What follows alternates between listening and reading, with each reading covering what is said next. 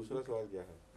وضو کے متعلق ہے، جی، اخراج ہوا سے وضو کے ٹوٹنے کی کیا حکمت ہے؟ اگر یہ نہ ہوتا تو مسجدیں بدبو سے بھر جاتی، خاص طور پر ایسی سوسائٹی میں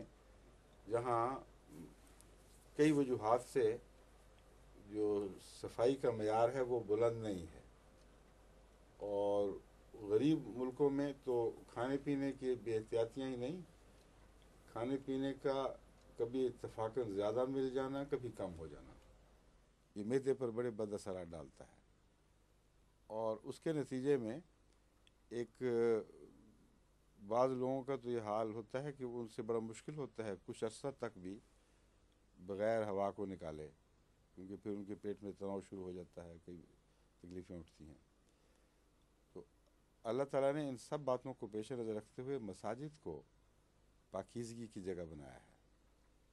اسی لیے پاؤں بھی دھونے پڑتے ہیں، کیونکہ مسجد میں جاتے وقت پاؤں لے کر آپ چلتے ہیں تو وہیں لوگ سجدے کرتے ہیں، اس لیے حضرت ابراہیم اور اسماعیل کو ہدایت تھی طہر بیتی للطائفین والعاکفین والرکع السجود، کہ جو آنے والے ہیں ان کے لیے گھر پاک کرو میرا۔ تو اس پاکیزگی کا تعلق دیواروں اور صحن سے ہی نہیں ہے بلکہ فضا سے بھی ہے، اس لیے فضا کی پاکیزگی کی خاطر یہ لازم ہے کہ انسان اس سے پرہیز رکھے۔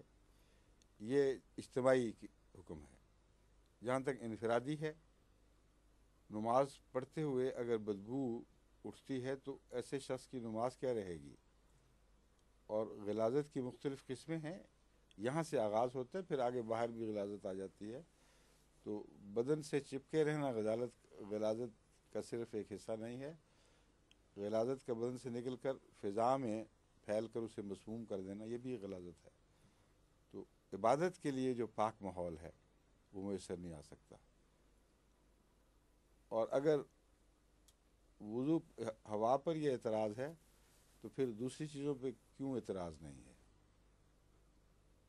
ہوا کے بعد تو آدمی اپنے آپ کو صاف بھی نہیں کرتا، دھوتا بھی نہیں، کچھ نہ کچھ حصہ ضرور اس کا لگ جاتا ہے، اور طہارت کرتا ہے آدمی، ہر طرح سے صاف ہوتا ہے، تو پھر وضو کی کیا ضرورت ہے؟ پھر یہ بھی سوال اٹھے گا، پھر تو وضو ٹوٹ ہی نہیں سکتا، ایک دفعہ کر لیا ایسا پکا ہوگا کہ جو مرضی کرتے پھرو۔ اس لیے ٹوٹنا تو کسی چیز سے ہے،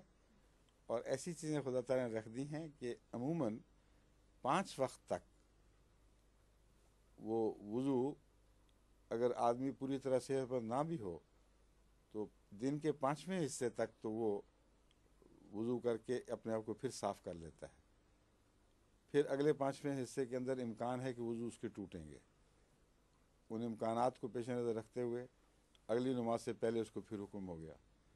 تو اتنی حالت بد نہیں ہو سکتی کہ نماز کا جو عرصہ ہے اسی کے اندر اس کو بار بار حاجت پیش آئے، سمجھ گئے ہیں؟ ایسا جو آدمی ہے وہ پھر بیمار کے حکم میں آ جاتا ہے۔